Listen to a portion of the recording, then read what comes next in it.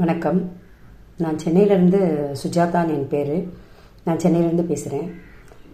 இன்று காலையில் தட்கலில் நாங்கள் பூனேலேருந்து என் கணவருக்கு ஒரு டிக்கெட் நாங்கள் பதிவு செஞ்சோம் பூனேயில்.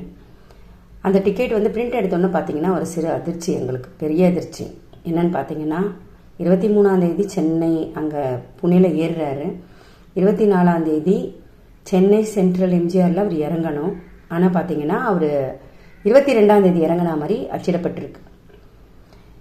இது தவறு நடக்காத வரைக்கும் அது தவறு இல்லை. ஆனால் இது பெரிய தவறு. ஏன்னா ட்ரெயின் சேஃபாக வந்துருச்சு அப்படின்னா பிரச்சனை இல்லை. ட்ரெயினில் ஏதோ இன்கேஸ் விபரீதங்கள் நடந்தது, ஏசி கோச்சு தீப்பிடித்து எரிந்தது, 30 பேருக்கு உடல் கருகி செத்தாங்க அப்படின்னா அதை போய் நாங்கள் விசாரிக்கும்பொழுது அதில் அவர் பயணம் செஞ்சாருன்னு நாங்கள் ஆதாரப்பூர்வமாக சொல்லும்போது எங்கள் கையில் இருக்க டிக்கெட்டில் அவர் 22 இறங்கினாருன்னு இருக்கும். கேட்பாங்க, இன்னைக்கு எதுவும் இல்லைன்னா ஒன்றும் இல்லை, அப்படி இல்லாட்டி எங்களுக்கு கேட்பாங்க, அவர் 22 இறங்கின மாதிரி தானே டிக்கெட் வச்சுருக்கீங்க, ஆனால் அவர் 23 ஏறினார்ல, அதுக்காண்ட பதில் எங்களுக்கு வேணும். ஏன்னா இந்த சிறு தவறு கிடையாது. அதுக்கு வேண்டிய பதவியில் ஒரு சென்ட்ரல் கவர்மெண்ட்டில் உட்காந்து இந்த வேலை தான் நம்மளுதுன்னு பார்க்க வரவங்க இந்த தவறுகளை ஏன் செய்றீங்க?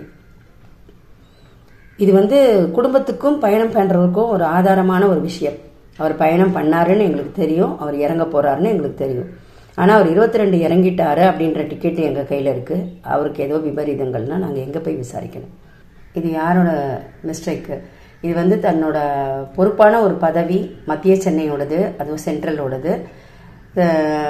டிக்கெட் புக்கிங்கு, இந்த மாதிரி விஷயங்கள் உயிர் சம்பந்தப்பட்ட விஷயங்கள். அவர் ஏறினாருன்றதுக்கு ஒரு ஆதாரம், அவர் இறங்கினாருன்றதுக்கு ஆதாரம் எங்களுக்கு அந்த டிக்கெட்டு. அந்த டிக்கெட்டில் ஏறினது 24, இறங்கினது 22 அப்படின்னு வந்திருக்கு.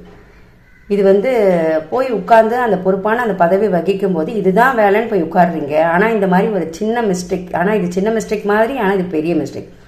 எதுவும் நடக்கலைன்னும் போது ஒன்றும் கிடையாது. ஏதாவது விபரீதங்கள் நடந்தா அவர் ஏறினாரா இறங்கினாரா, அதில் பேசஞ்சர்ஸ் இத்தனை பேர் இருந்தாங்களா, அத்தனை பேரும் சேஃபாக இறங்கினாங்களா, சப்போஸ் ஒரு விபரீதம் நடந்தது, ஒரு ஃபயர் நடந்தது, ஏசி கோச் இது மாதிரி ஆச்சுன்னா அதில் இருந்தவங்களாம் 22ஆம் தேதி இறங்கின மாதிரியான டிக்கெட் தான் வச்சுருப்பாங்க.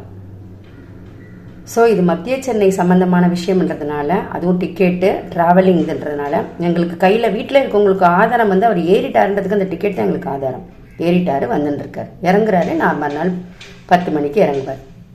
அதுவே இல்லாமல் அவர் 22 இறங்கினாரு அப்படின்னு போட்டால் நாங்கள் எதை வச்சு இந்த இந்த பயணத்தை நாங்கள் கணிக்கிறது? சேஃபான பயணமா? அந்த ட்ரெயின் 24 தான் வரப்போகுது, 23 ஏறி 24 இறங்க போகிறாரு. ஆனால் நாங்கள் ஏதோ ஒன்று ஆச்சு, யார்கிட்ட போய் விசாரித்தாலும் அவர் 22ஆம் தேதி சென்னை சென்ட்ரலில் இறங்கின மாதிரி தான் டிக்கெட் இருக்கு உங்கள் கையில் அப்படின்ற பதில் வரும்.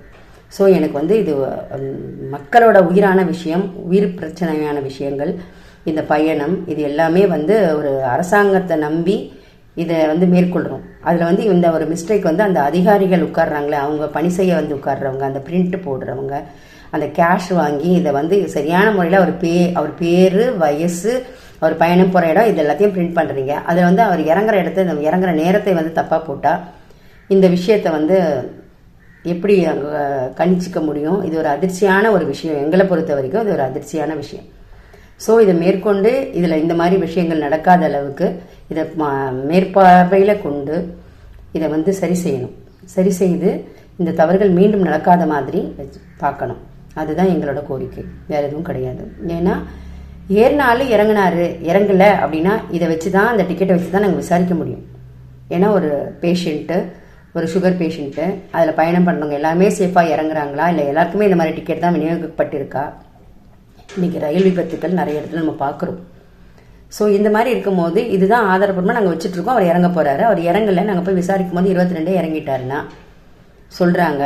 ஆனால் 23 தான் நான் டிக்கெட் போட்டிருக்கேன். இது எங்கே தவறு நடந்திருக்குன்றதை விசாரித்து மேலும் இந்த தவறுகள் நடக்காத மாதிரி மக்களுக்கு ஒரு முன்னுதாரணமாக இந்த செயல்கள் இருக்கணும், மத்திய அரசோட செயல்கள் இருக்கணும்னு வேண்டி கேட்டுக்கிறேன். தேங்க்யூ.